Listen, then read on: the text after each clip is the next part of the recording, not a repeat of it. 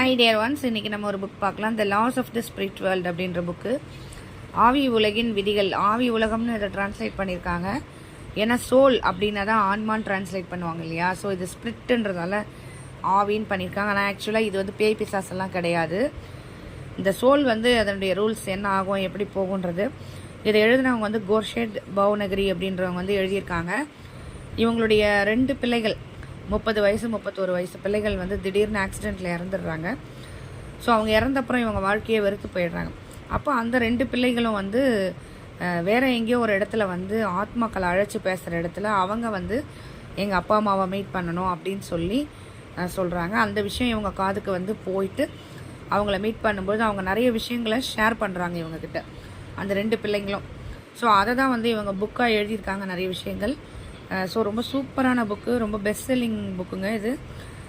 இது பாருங்கள் என்ன போட்டிருக்காங்கன்றதை நீங்கள்